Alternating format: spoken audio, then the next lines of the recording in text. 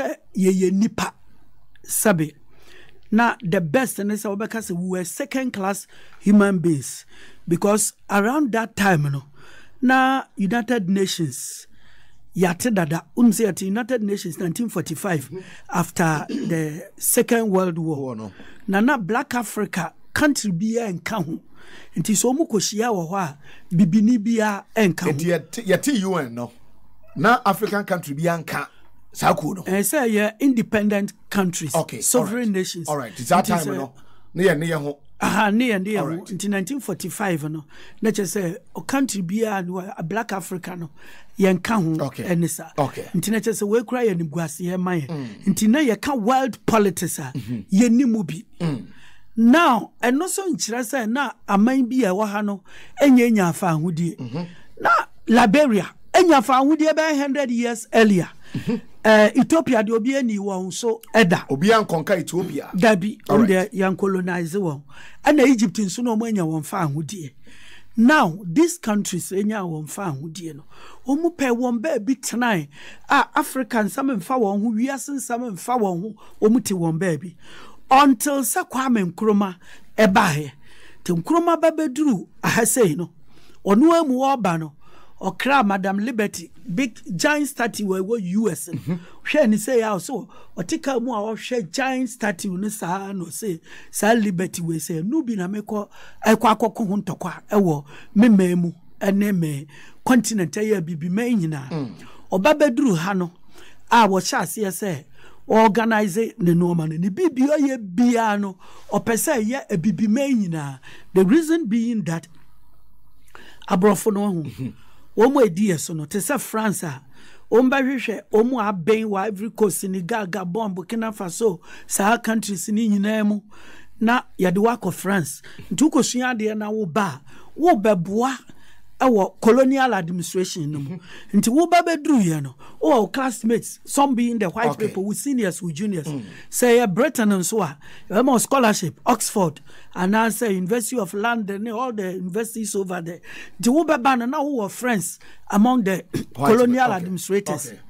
Intino se fa hudie na wo hwehwa e de na wo pe fa hudie those days judges ni na ya brofo na bia wo ye lawyer te se dankwa to mo ye wo nam fofo mo nyina mo ye freemasons mo to da me bom mo didi bom mo ye bibia bom. Incidentally Nkrumah was the only one who found himself in the US into obedru Ghana no ni classmate bia wo ba bia only classmate and I feel so US university no coin at that time a low class university because when your scholarship or back Harvard movie and the Princeton University movie and here for the no and predominantly blacks and never all right the advantages a year two the first one was that they were blacks predominantly omu nyina hate abrofo the second advantage and say Oko America na no so aye colony to Britain in the 1770s almost ji won fa hudie international say wakọ oman a wokọ akosua kwan a ye fa so ji fa hudie and the third one is that oman no a wokọ mu no enyo oman ketwa te say Ghana United States about 55 states just as Africa omuni Africa about the same number of states yes in one kakrebi it is a state means country sa country see buraduonum no ya ka bom na your mind back meanwhile omuji won nanko omuji fa hudi omu otumi so ombachiche omu anyesa America for America omuji won fa hudi free Britain won omu hunyansa so omu akambo no omu kambo omu no na mo mbe super power a whole continent and omu one country enti Nkrumah de na ni to fam hu say country bia no we have the advantage of numbers. Russia a superpower. America a superpower. China the same. India the same. To the moment you have a lot of advantages. The Ghana film, I see and to the Nigerian film, they are told what is the reason? Obin almost 300 million, who population 30 million. It is almost 300 million. See, I can't say and talk around 1% is one better. What's what 1%, 10% impo, so better in Jessica. Inti Nkrumah who the background of Iban say Ghana is like one state in the US. Inti Ahesamano. Inti that Africanization policy and unity ne wo nimu. And something he called the African personality. Before no kokotu womu ewo hono. Anyansafo nko a womu yusu Marcus Garvey. The philosophy says before you know to me e kabom. And no ye na adwen say ne meme bam beba be start sa de no ewo ha na mu nyina nso mabobuame. Inti Nkrumah coming to the political scene, change the history of the world immediately. Said this is Africa coming up. And the face so I'm so free American or Biden. And now for fun on ya womu a bini Malcolm X, a bini Martin Luther King. Into 1957, no declare independence, no invite you. Come on by. On by into time on money independence speech, no. Mpacha ordinary speech. Oh, now, omo enim no say asem na yakwachi omo enim na say no wa prepare speech a ehye bottom. Na obeduru ho no. When you saw speech, it was like a divine inspiration. And no man, and he started by thanking everybody, farmers, fishermen, the market women, party members, Obia. The second line, he came to talk about our country. The next line, he came to talk about the fact that the independence of Ghana would be meaningless unless it was linked up with the liberation of the entire continent of Africa. So he came to talk about Africa. And before I continue, not just say, Boa, Emma, and Nkrumah, Jane for Front, you quite one school of Britain. And near number one, so called school of Britain. And the outlook could also be a okay. And near number one, and what was Yamia Nibia, as any paternity. Nyami obibia nyami ye bia na se ni pato sheda e de no ko ba bi ko prepare no to oba no colonial administration no ni classmate wom oni adamfo ewom ni onimu an se the same Britain di America for so no mo pam won gi won fa ahudie na no mo abeye superpower o mu so na wa hei nti se metumi pam won all right ye ko ni time o gi fa ahudie ni say speech no the conclusion no was about the black man, that the black man is capable of managing his own affairs. So speech in and now Martin Luther King a year notes and no could deliver the famous I have a dream speech. I will US instantly and my black people civil rights for the first time almost so motuaba. Wow. So Nkrumah's presence on this planet, you know, as is a BBR. Did I make us a can as a madagia? And what you know, so 1957 on no independence, 58 in one year, All African People's Conference. Bibimena Momra, near Ukwaya, Befaswa, Yabaji, Fahudi. Okay. Until Babadu 1960, Pepe Peneate, OAU. Around that time, over 23 countries, no maji won found Africa because of near Kwame Nkrumah about Bebe Guye. So it means he says, I young Nkrumah or Baya, and can be before crown freedom once I'm the name team. Now, my country says, United Gold Coast Convention. Yeah, come once UGCC. You see, Ghana first started with Aborigines Rights Protection Society. It will because of founders, I may say Aborigines Rights Protection Society. No, Sabamo, Jacob Wilson say Munina Ekahono. O Munini entire no. Now, bro, for say, as I see, currently at that time, no, Omun Fanya Shia, a down. Ya Persia and a crown land, ya disha a bias. Now buying a shesso. Now, no, Omutina Hodgen won't open say Debbie. Emisa brofone nte yaka definition of land in Ghana omontiase na yanya de ne se asase no eye na nanom ewu kwane dia na omo ete asase sisese no ehwe so e de amanchiri ma ye bo wo abadabi nti se ete asase so ne ya mo ho ban na kodi broni nsemu a da bi yasa kwa asamando a anu ye be ne ye kwakwa because ni wura anom le ho. So it means that in the case of Africans, land has a spiritual significance. I can't say a bosom, a sunsum, and tis a camp, Pachoka, the son and Union.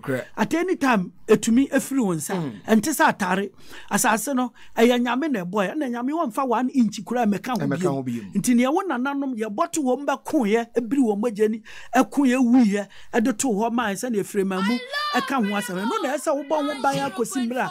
Wobako constantly a wolf for no so abetuaso. Usu drew a no aquadana samai. That's a sana by ya with the ana with the wenisha. Near ya wona, but no so bon ho ban eno na me yakwa explain kire British Parliament no ho okay ne ya de bo asase no ho eban after that na chese Aborigines Land Protection Society no more or less abeye irrelevant okay ehunya bi wo mu ana National Congress of British West Africa and also one by and Chief Macaulay omo adwen ne say pese the 4 colonies of West Africa Gambia, Sierra Leone and then Ghana, Nigeria. I mean Gold Coast, Ghana, Nigeria.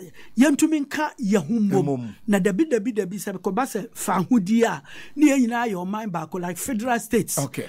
Almost starting a drew baby no mu say emwa because so free Ghana before so bedru Nigeria no French colony that time German territory na wo middle so also wo hwe benkum so Ivory Coast ne ho and sana wakoto Liberia no wako Sierra Leone enti ne ye moshie se ke moshie dia ka be simple enye te drew baby na say ye jai emaneka then in 1947 no openi Pa Grant businessman and no adwene ye ne say ye the South African businessman be friend RT Briscoe ebe compete with him rubber no bedua timber no watcha bibia abrofo no compete with him enti ande so tumete political party da bi ebenya efa ahodie ne apamu abrofo no ma wo mu akọ na wo mu kọwie na kyese ye ne obi anye competition bia na ebibifo ye ho atoye e wo man we say mu enti wote ne party na party no a wote ye no incidentally no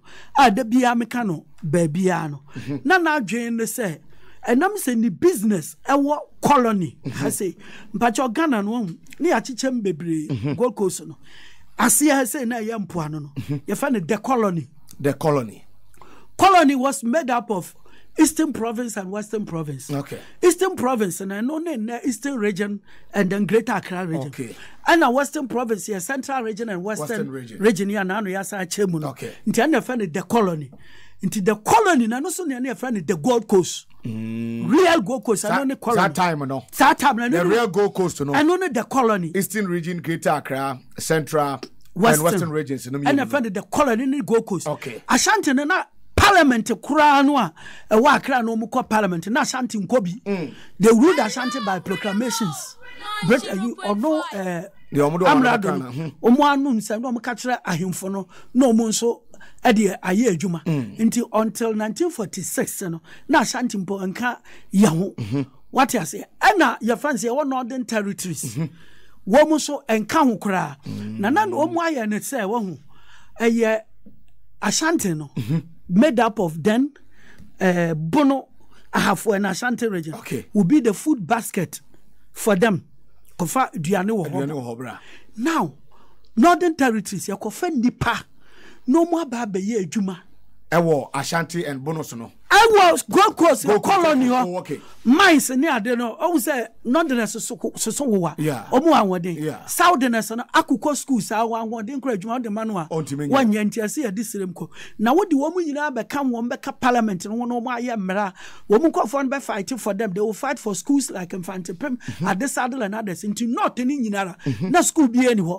Into near wo imaginary boundary between the north and the south. Into na hu yasa United Gold Coast Convention no. Ebe ha won so omudin Ashanti no north ebe ka ho Volta so nka ho akwa bibi te say efa German territory ane yede wo mu aba abeka ye ho enti fa hodie no aye ka eho asem no so called founding fathers and so called big six no so omutumi je fa hodie no a na nka ye that colony na yeso utu emre say wo kire esie Pa Grant no ye chairman of the party no what deputies mienu Pa Grant no the deputies mienu chairman of UGCC no the first deputy a friend of RS Blake and later be a Supreme Court judge my friend Mr. Justice Blake. RS Blake or your first deputy chairman of UGCC in charge of the Western Province and the second vice chairman in charge of the Eastern Province JB Dankwa.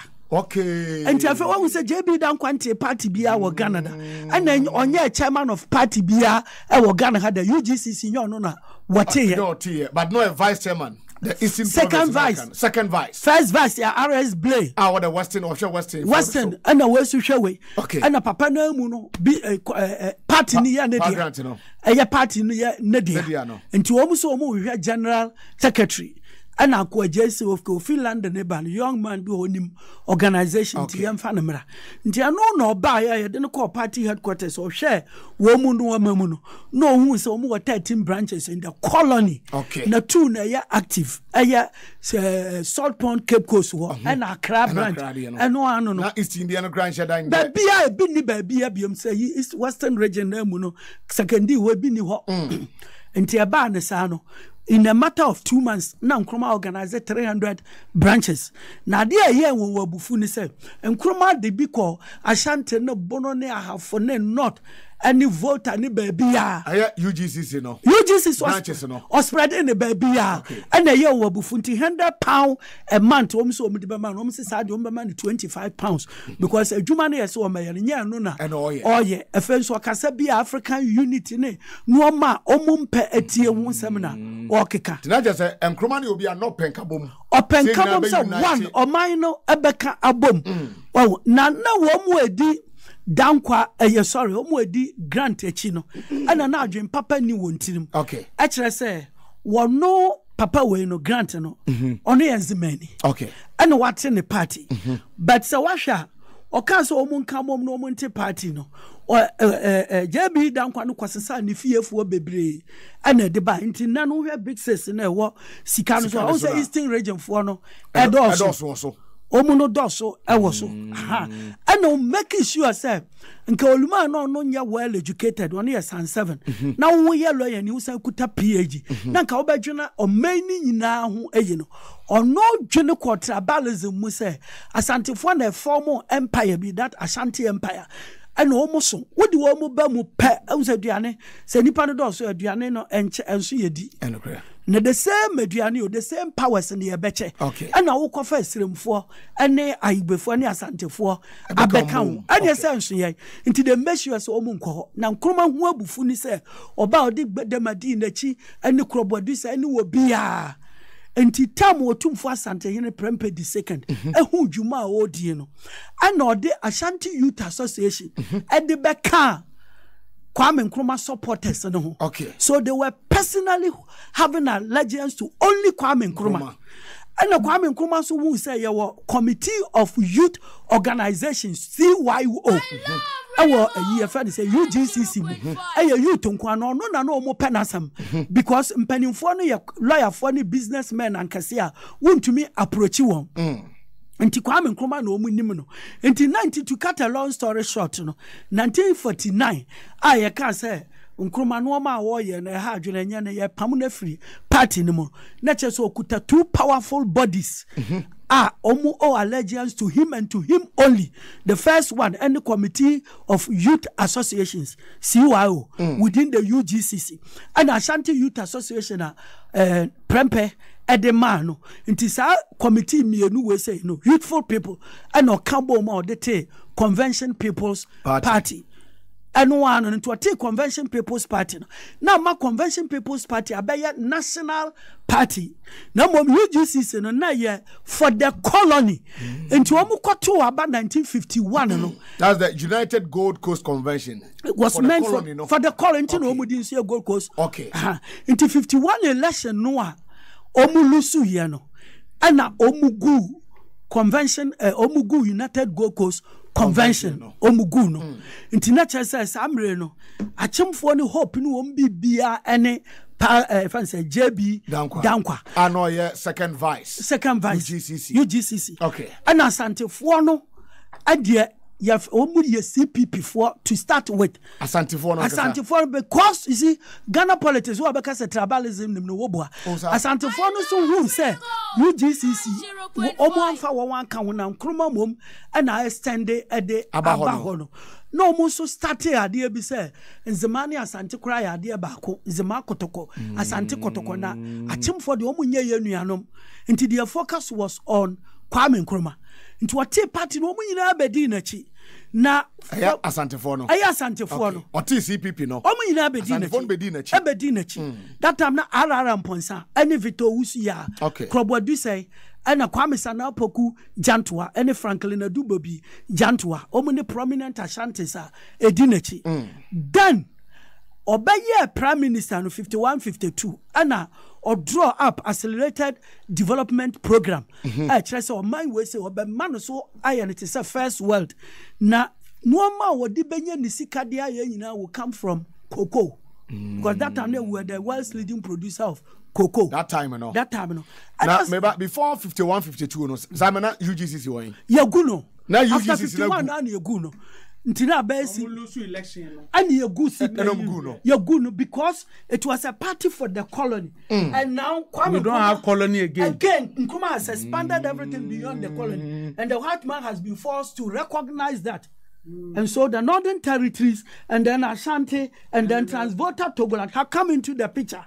So UGCC becomes completely irrelevant and then the Ashantis will start telling Kwame Nkrumah say na yen sikana with this school e wan fante and cry ayibe esrem because Ashanti at that time was one region which was the biggest region made up of Ashanti metropolitan Ashanti Ahafo and Bono na omno mu dua cocoa pa nti omu hu say omu sika na dey be the rest of the country sadia and they will have to make a proposal to Nkrumah say increase the price of cocoa now with them farmers. Now Kwame Nkrumah said the moment Obeye said and Obeye affected the program meant for the whole country.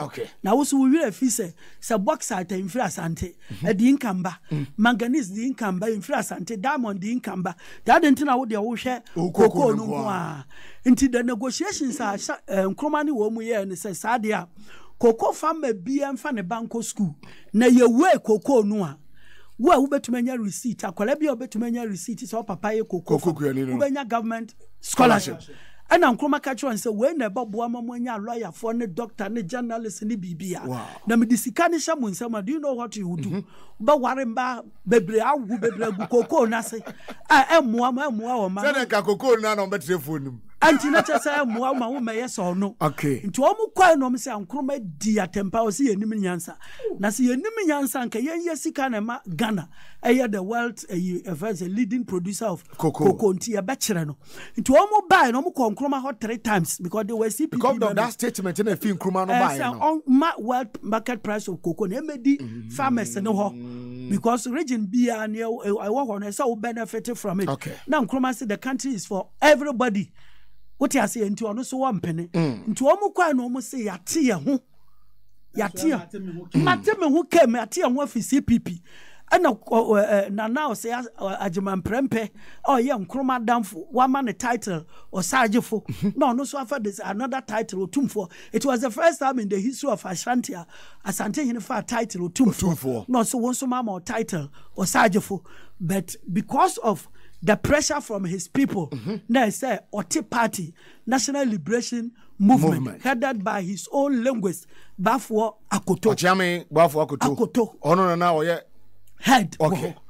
The one they call the next election, 1954 election.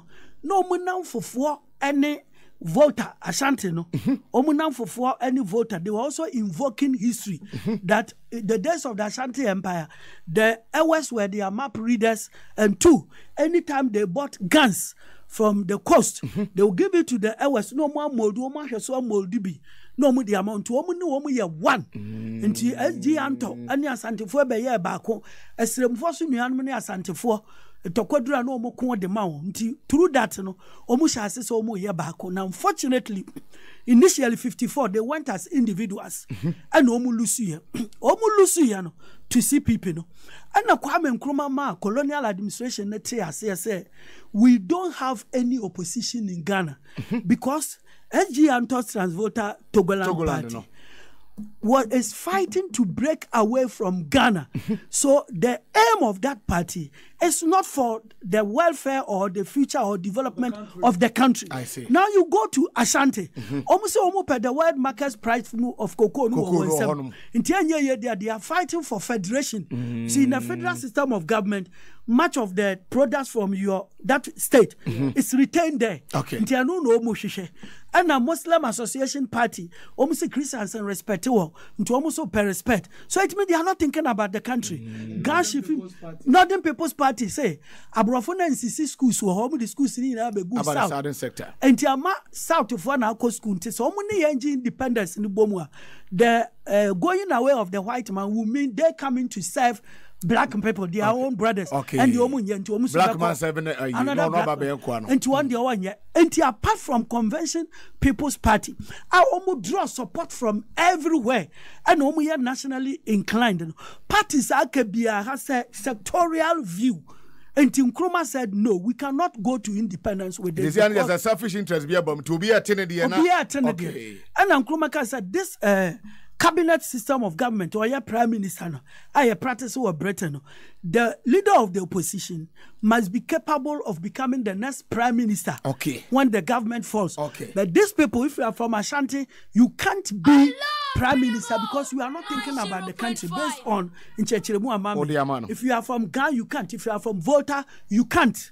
Only the CPP. So that compelled another election, 1956 election. And that means all the opposition parties will have to come together. I don't know a Cambo, a friend, United Party. UP party. UP traditional. Okay. All these two are not JB Dankwa. Anu kami babe kandi asosi say ya pamuno ti baby one kan enti United Party no SG Anto kan we leading member and SD Dombo Simon Diodon Dombo and Northern People's Party and Abafo Akoto omu nyina tena se ehun se omu nyina educational level training college enduru babia nti sadia yanhwehwe wo bia okuta superior education na one Nkrumah be mache ne yemfa ne mra nti omudi omu ani hwehwe mu no omukọ hu bunani and at that time Bono was part of Ashanti. Professor K.A. Buzia to come and lead them. You understand? So the UP tradition had K. Buzia. And then they drew up a bigger agenda. So after the 56th election, when we had independence, Nkrumah was the prime minister. And then the official opposition led by Buzia. Until that time, not Dankwa were here. Until not Dankwa and Kang. And the Achims too were not part of the Ashantis. The Achims were not because from the Ashanti time, Ashanti had always thought of subjugating Achim and ruling it completely. And that be answer Achim, but no more near day. Now, Ashanti for Adikachi Achim for Ashomutum that time. That be one sound over the Iowa Nubina, Okwakwa or said to two Panishi Omukumuno. Okay. So what I say about 300 years ago, we were modern. River Premier Kumuno. Very good. That time, Omukum or said to Tuno. And from that time, Ashanti for be defeated in the famous Ahantan War. But every now and then, se tribe bibia ne Ashanti akuntokwa na Achim support that tribe. Sanya me ombenya wonfa ahudi. Nti Ashanti di won so all right, but omo amfa ne easy. Nti Ashanti ne Achim de omo nka da. Up to politics adankwa na ofiri Achim ahim fie no hu say we don't have to add Ashanti to whatever we are doing. So what you say? Ananze manso nya omunam fofo ene Achim omunam fo ne afansa Asante. Nti Nkrumah ba na opia omuko mbeye one it was okay until the cocoa issue came about. Now the Achim coming into Asante no was as late as 1979. 1979. Third Republic. That time no your Third Republic. Ya dia fa hodi awiyo. Ya fa hodi ya two Nkrumah 66. 69 you call Second Republic. And the leader was still their leader was K.A. Buzia, who became the prime minister. Because me share UGCC. See for me the 4th August 1947. Now, time because is there what's that echo 78 or 76 right 79 so that time ne ya GFA who did that 57 no eti ekobane se na 1960 66 coup d'etat and 69 omo handi over adema you know omo ayen say party bi support CPP and chese ya ban CPP ama Kwame Nkrumah nipa a ogina na K.A. Buzia K.A. Gbedema ono be official opposition now so am yen say then UP no Buzia ne free Bono ebe lead party no right but you can say Asante you can say Asante back okay, at so that time now you did 4th August as for a day to UGCC. How relevant is that holiday? And to be out here me be any me say 4th August you did Aborigines Right Protection Society. At that time they were not fighting for the Gold Coast. So much okay. And another 4th August you did UGCC no. Machira mu say enye omodeje fa ahudie ama Asante Aibe ene esirem. Okay. Omo parochial interest bi. And now what you now because self government within the shortest part. What do you mean by that shortest possible? Now we could have 2 branches pe. Okofa general secretary ba na odi obi abeka yes auntie pamo. Okay. So what you say? Enti sa anamo na year 2 year no. Enya anamo a ye did lay foundation say ye dey pe fa ahudie. The sergeant of the general secretary is supposed to speak. Didn't start with what Akufo-Addo did. It has been their stock in trade. Yeah, but you remember how me person we only we that hono no. It's now 69 no. 69. 69 election no. I see people for uncontested bi. Na your friend is an Nkrofo ye the deputy. Atam ne tunkruma. Ya tunkruma the deputy ano wa ha ke bedema. To no organize see people for in another form all together. And no omo win seat kakra no omo form opposition. And no pono. Papa ne omunim say oba beye the opposition leader our parliament na just say indirectly na Kwame Nkrumah enti obia yaswa ni in no kuta ni seat wo parliament keta or parliament no mo keta no mo ajinja omunipa ayefa na Uno Williams say abano yewie mu yaswa ni in no parliament no ama ye de no court AJ seat ni free nisem ama gbede ma betina fie yaji ni seat for bet yam fa no ntonche okay I said not abetina fie to betina fie enti enya ase no for pay everybody ana 1972 a champion so betu buzia nti anenam so na ye ba be pie 1979 third republic okay nti sa third republic no and immediately Nkrofo no Ekambo mu no mute People's National Party. Okay. More or less. That time now you reverse law now.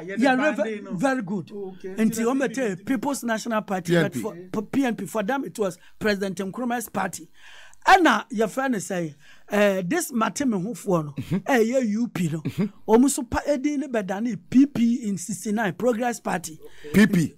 Progress Party. UP change bedani PP. PP Progress Party. Okay. Until 79 the 69 na ye Progress Party. Okay. 79 na so mo fa din foforo na eno kokoye the same group na the same group no say constitution bi e beba no okay mo se send din okay enti popular baba ye Popular Front Party na before say ye sa Popular Front Party no sa tradition no mo no mumi enti ani yes it was the first time achemfo no hwo won sa achemfo no ntumi nkodwan ni CPP because omu nye CPP for nipa omu di na chi ne dankwa dankwa so ye Nkrumah arch enemy nti omu ntumi nko CPP and they are too small to be recognized achemfo no omu na nakura omu do so kwa nya just about 6 constituencies okay nti na so omu pa ba bi fa nti omu kodwan ne Asantefo no a party no so what you say eyi friend say Asante ne esiremfo yi etie no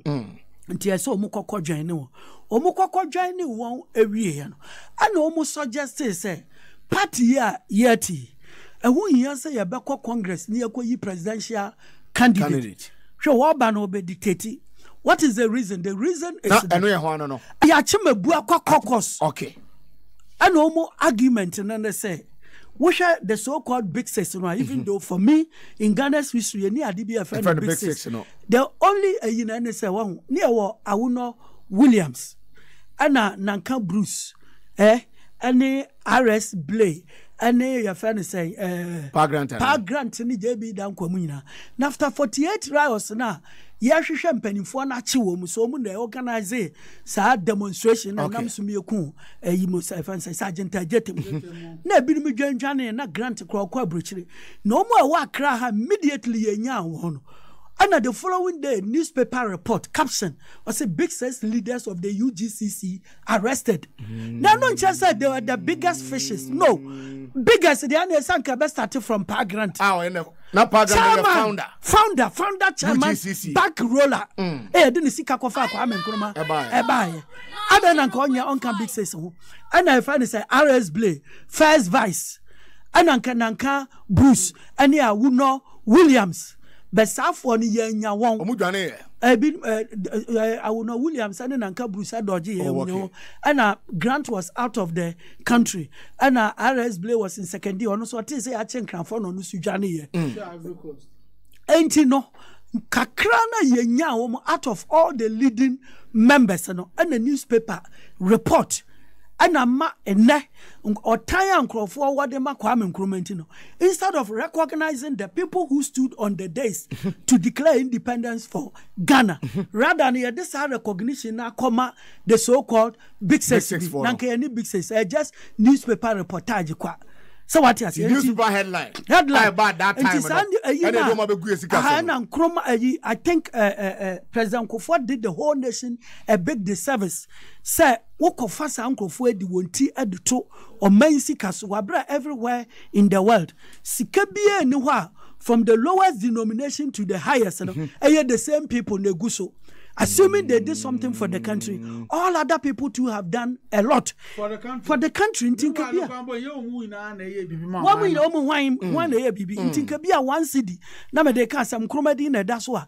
Be a 2 cities na say dankwa, nasa 5 cities na yansa toa, 10 cities na ya efremamu. Sana konenu. I'm saying that this man has done a great disservice to the President country. Kufuor. Our this are big says. Historically, Woman Bibi said they are called founders and not founders because we don't have anybody called founders. And then let us also understand. Go to the history of every nation. When it comes to the struggle for independence or development, Obia de Nehujim, Nemum, the leader no, Anna Yakase or no founder. Okay. Napoleon Bonaparte was just one person. But when he came to lead France, now, almost fighting war, we fight on so Napoleon won this war. He lost Trafalgar. He lost Waterloo. That doesn't mean he was the only person who went there to fight. He went with thousands of soldiers. So what I say, until U.S. almost fighting for independence, thousands of their soldiers died, but the founder will be George Washington. South Africa, Mandela because of the prison 28 years. But they will call him the founder or the father of the nation. Mahatma Gandhi, just before independence, they shot him. But they didn't give the title to anybody. They call it to him, but the India, Yadima Gandhi. And to be our one, they need 2 or 3 da ebinsi. We are see baby adanti yadiano. And they are clear, the first person to have founded a national party. I nam so deji ye fa hudie no ma ye national anthem na o ma ye friend is saying coat of arms not to o ma anything or move on from your friend is saying Gold Coast to Ghana na nyo ne Kwame Nkrumah enti one be na founders and the founders adentinanka emon coat or ye coat of arms and a mama no ye flag no to do shi awoko and a national anthem beho adena umfa womanka founders no. Now, people who rather opposed our independence, you call them founders. Until let's talk about 79. Okay. Until Akwaba Anesano, Emma Asantefua, and most northerners, Ekabomu, Ete one party. I found a Popular Front party. And Achemfuano, and a few allies from other places. Almost Kabomu, no Muti one party, found United National Convention. UNC, our symbol here in Sa. Our penny William Oforiatta. Okay. Ne papa. Enti ya two. Dabi kind of Oforiatta papa no. No offer. No offer. Ne papa no be your friends a buzi a finance minister. Now, enti your friend say. Also go on my portal. Your friend say, "Oh yes, division no. Ya two abano. Obi anya 50% plus 1. Internet so almost sign quarto BM. Now that UNC people supported the PNP. Amomuti kwefani UNC PNP UNC alliance. Not chairman William Oforiatta.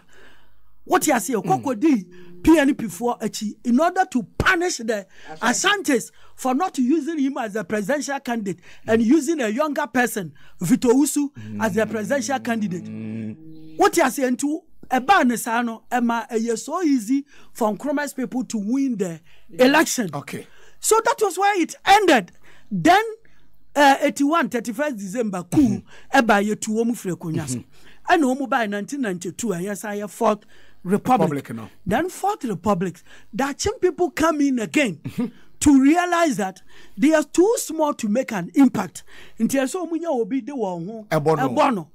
Into omu ko join UP tradition this time UP na omu change ye no. Omo change Popular Front Party. Okay. Wo come out dictate ya wo mantie na ukote wo party. Osamba. They were smart this time and gave them a name. Using this man, Professor Adubuahin, because Rollins time na curfew 6 o'clock no be other, no opposition. We pia yebekun, and on no command speech be the Ghana Springs, breaking that culture of silence. Watch for that people. Now the whole nation attention. Our corner so ye bema. Adubuahin Australia. Inti tamwa UP tradition omu miti ye. And no den ho ekokodom wono. Na cheso no so being the historian no. Say Okwaini din bi de ma our friend Dankwa Buzia Club. Dankwa Buzia Club. And they say, when we say, you be lifted the ban on party politics, you ain't lifted here. Okay. Into Omar shall say, Obia and preparation. Okay. Even NDC, they founded an organization called the Eagle Club. Okay. They started political organization. Okay. Now Kwame Nkrumah Crawford started Kwame Nkrumah Heritage. What I say later split into so many Nkrumah's parties. Okay. Into your professor no Adubuahin. And no quiny way the ma won. And your friend say Dankwa kind of say UP for na back about join us group no. To almost join a group no. And I'm saying no the most famous person out here against PNDC were Ghana. To almost call primaries, it wasn't difficult for him to win. He became their presidential candidate. But maybe what can Crawford you know? Or said Dankwa Buzia. Dombo no count on no fear. Dombo no. One no NLM. Sorry, National Northern People's Party. No. 1 penny. Okay. Our no ne Anto. Ene your friend is something you know chairman. Bafuakuto. Omu yina di wa nwa den koma Buzia no. And from this point no, nanka say kasante fo or history ne yema ne akwadia. History ne di adwuma dia. And nanka say ye Ashanti North and Ewe tradition. Okay, Sanka, you follow that sequence now. That sequence now, say nipa me and san kambo no mo ti UP, no mo kokofa Buzia say ono ya professor nti o me lead no. Say san ye di ye adwuma dia. And ye nanka say ye your friend say down northern Bafuakuto. Dombo and then Anto tradition. Oh, okay. It shouldn't be Dankwa Buzia. It shouldn't be in fact, Dankwa the Ombe Mubi. Dankwa because story here me came and the Dankwa mo party no go 51. Yeah. What you say? Because who can me the name to me tirimbat. Me take Dankwa there be on count. One count and Santifano so and you for reasons, 2 main reasons. The first one, Makasa UGCC no. At the time of UGCC, so many CPP call Econo. Now Santifo is CPP for. Okay. And no Dankwano or UGCC. Okay. The second reason is that the next time as Santifo come to a Kubium or more free Nkrumah and China. Now UGCC Dankwan Kawo I'm Omokofa Buzia. And I didn't buy. Then the other reason, underlying everything is Asantefo Achim for so but they would rather prefer the Ewes and the Northerners and even in Zimmers, but not Achim people. And Achim also have proved to be smarter than all the groups in the country because with just about 6 or 7 constituencies as we have today, they are smart enough to know, say, if you isolate yourself, you will be insignificant. Now the Ashanti Metropolitan, Ashanti alone has 47 constituencies. Yeah. The whole of Ahafo is also Ashanti, 6 constituencies. New Jabe North and South, 2 there. Then Kwawu North, Kwawu South, and then East, we have 3 there. And then go to Asen, what you say, where Ashanti influences. Then go to some part of Oti, and then even Budin the Bono itself. Asante has big influence. Into what Kwawu Asante 100%. Kwawus are not like Achems who are a distinct tribal group. No. Okay. Kwawu is Ashanti, like Ahafu. Okay. It's Ashanti. Except that they are in a different region. Yeah. Like Bono Ahafu. People thought the Ahafo people were part of the bonus. No. Ahafos have always been Ashantis and they serve the Goldens too. And there were those who were doing cocoa. all of them today, all the time cocoa. But Rollins can be. Me both video be a man.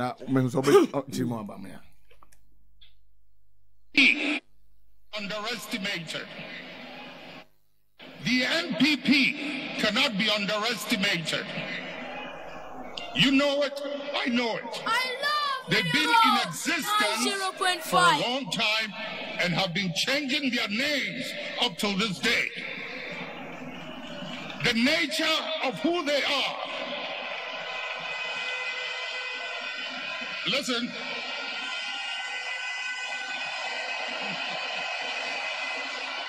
I love Radio Gold 90.5. The nature of who they are, what they are, where they've come from, is something they are happy with, and they will be there for a long time.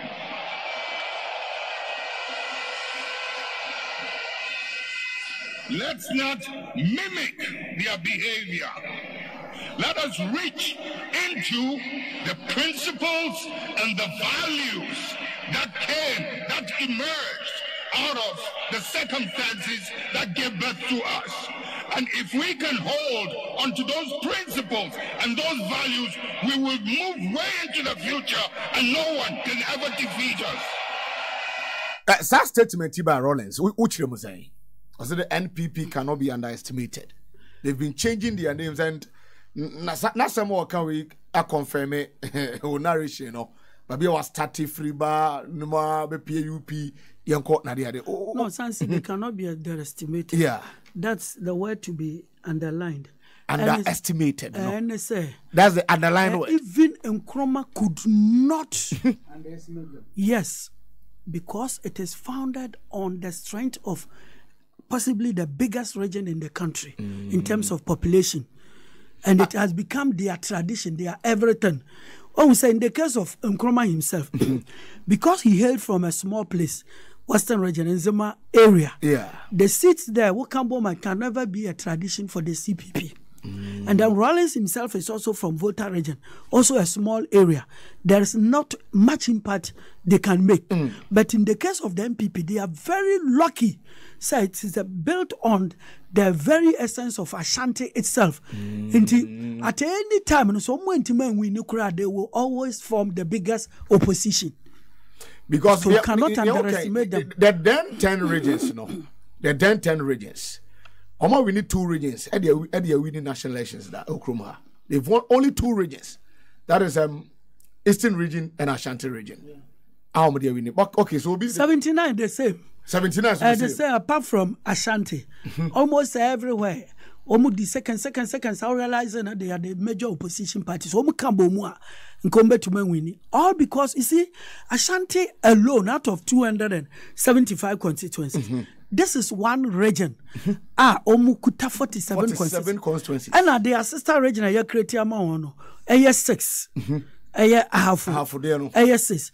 And a new job in North and South. Koforudia. They are 100% Ashanti. Ashanti Fona, Ntokwani to Omukogu. In the Eastern region. No? Eastern region. And the new job is okay job in what do you see? All job in.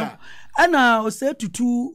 Munekwa yimon tokwano denchira fon tokwano omuko twa kwa weti ntimi dakaritina gold na account no mo amfa amasantifo okay and yes o mo no mo so o mo mfamba nti punishment e dey ma wonu no mo free ho begu ba bi o mo wosese and o mo begu so ancha no mo patch up kama nti they are 100% Ashanti so mo som otumfo asen for them asen too has always been part of Ashanti. Asen for no. Asen na was central has always been part of Ashanti.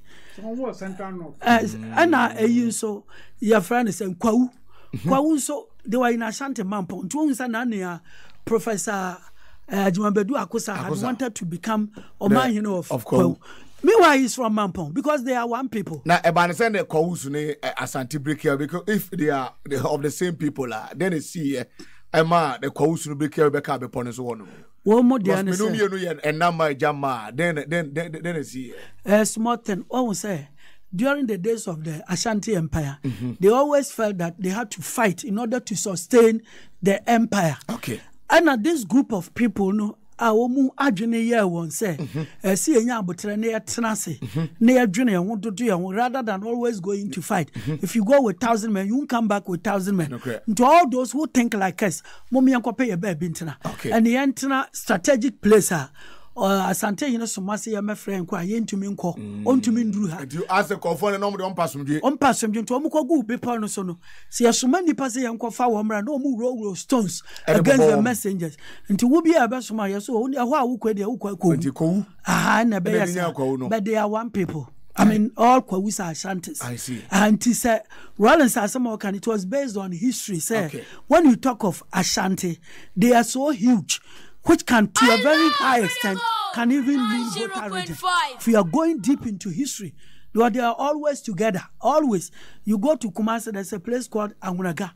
Made up of Ewes, yeah. Meanwhile, you can't find that anywhere else. But even Oko voter region, Oti region, is a Yati Oti. Oti near Otina Kwakwe Akan speaking region or area. And not even Angola itself, Numpo.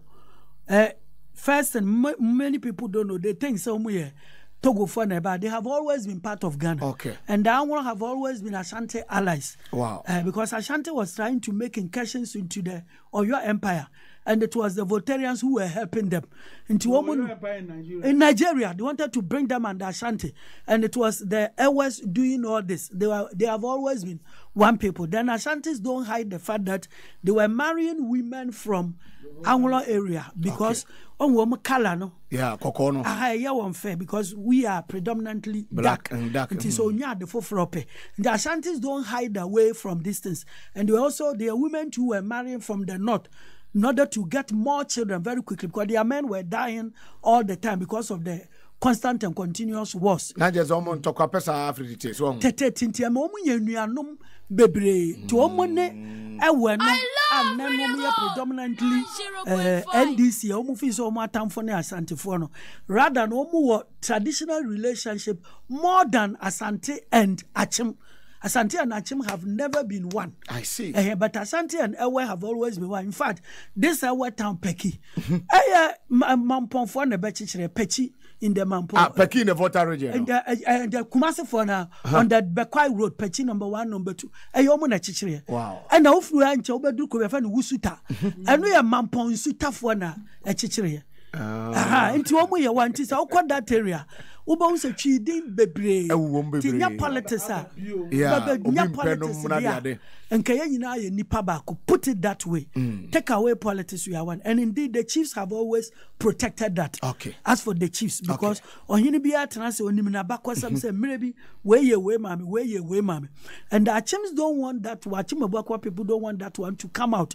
But when it comes out, it will be exposed that their enemies are the Ashantis. So they always want people to think that Yeni Asante because we speak one language in it. Ye nipa ba kunamo bono for the before and cram for it's not that is not the history. I see. That is not it. Inti we no edi wonyan san be ya dankwa buzia dombo no dombo de yifrim na just gukura na dombo na gu gu dombo na but and yam atiase said the NPP tradition you know C3 pillars so Dana yam atiase say dankwa ebuzia dombo say inti say no the Fourth Republic no the Achim people have forced the Ashantis omunye omu adwin so mbesua abakwasam no we mu atwiste abakwasam Achim for na twiste abakwasam afọ stay on the Ashantis wo mu atiase say ye ka UP tradition ye yan na mu nti mu no mo pani no ye di ni din to so na ni buzia yan so ye pani ene dankwa So now up to this point, it will be a OTM BN Sananka Dankwa and count because I chum for count. They were not part of UGCC, they were not part of CPP, and even 79, they caused the UP tradition to lose. And instead of being punished, they now come in again to say that we are brothers. And the Omundi Panestande ya Olusu ye, Professor Dubois, you know. And in a mua a baby PA, Kofor time. In fact, Nanke, Kwame Pianim de Bewini. Okay. Hands down. And you're disqualified, and now Kofor will take you over. Now, yet is a Santimine, you Kwame Pianim or Kofor. But you're the leading members of the party, no be a fight to be.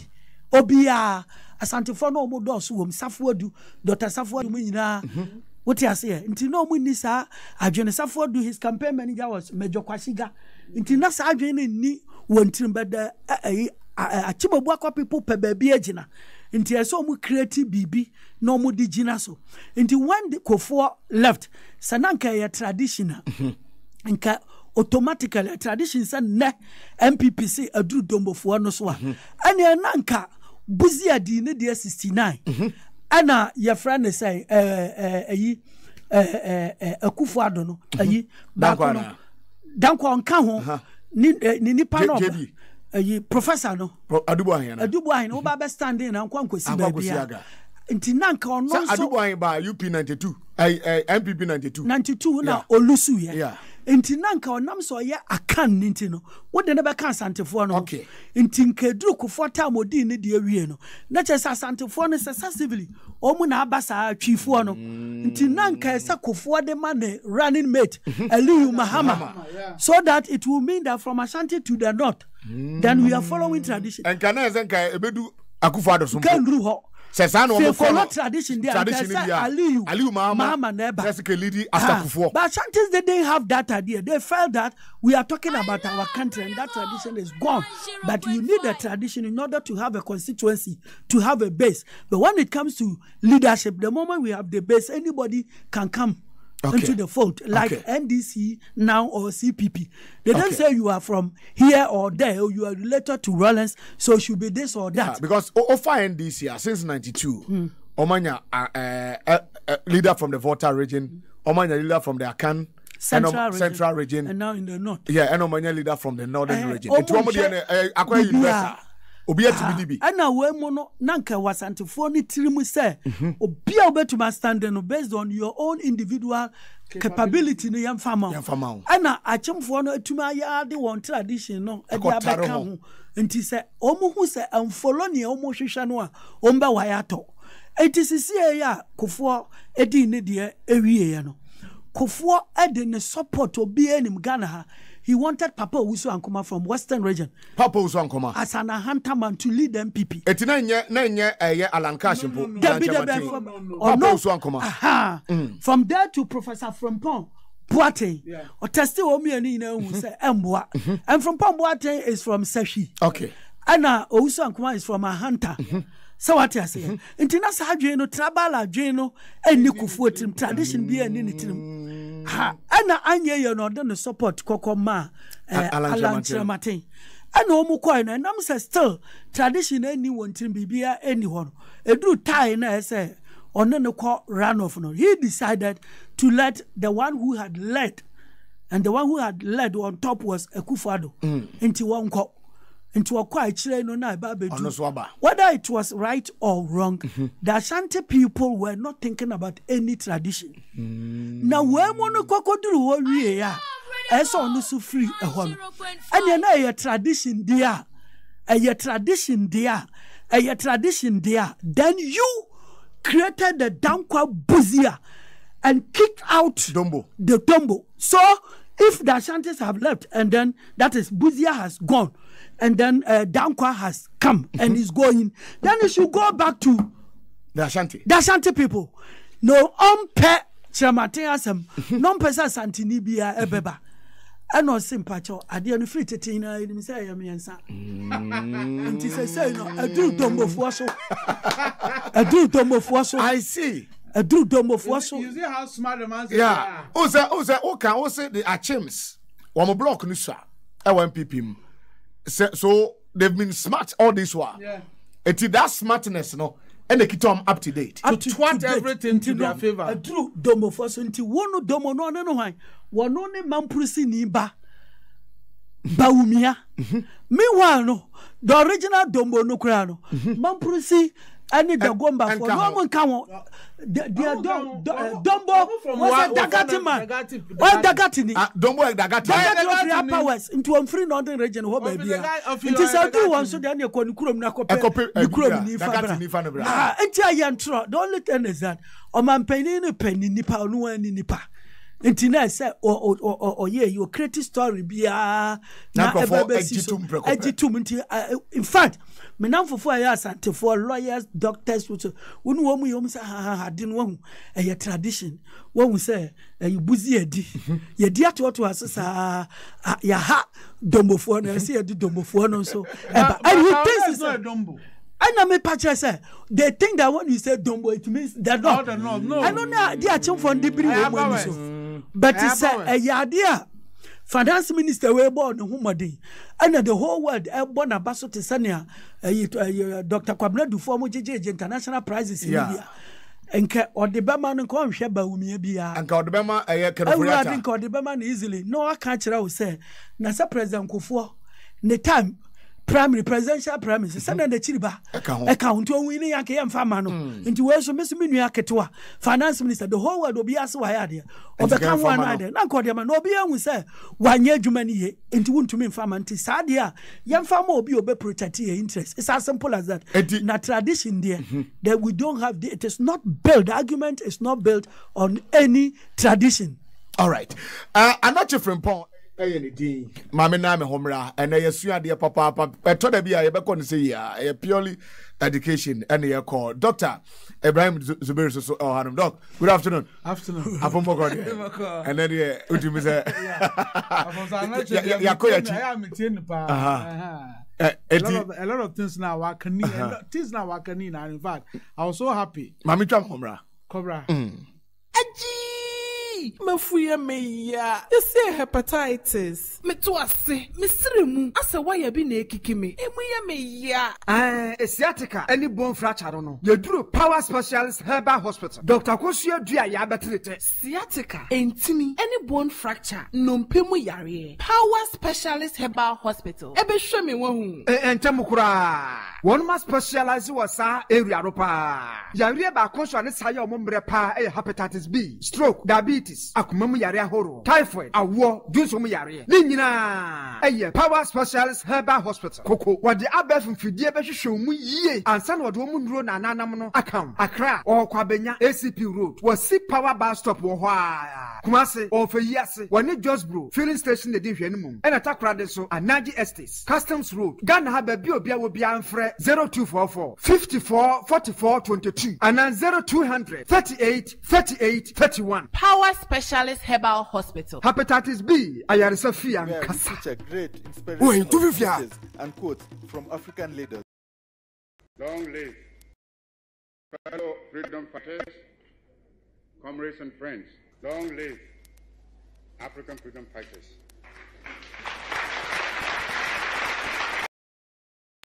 Welcome to the Great African Leadership Series, where we feature great inspirational speeches and quotes from African leaders. Fellow freedom fighters, comrades and friends, long live African freedom fighters.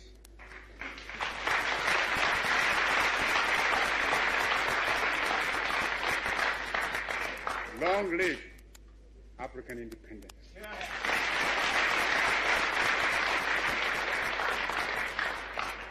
Long live your struggle. And long live African unity. Support. Here is a phenomenon against which all African freedom fighters must be on their guard and resist to the utmost. Even though I appreciate the difficulties facing us, I must admit, I find it strange to watch some of us returning willingly to the colonialist fold. The NPP cannot be underestimated. You know it, I know it.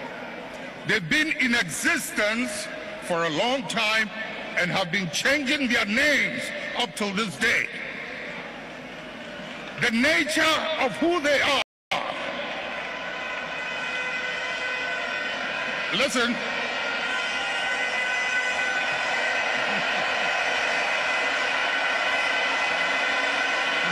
Munjir,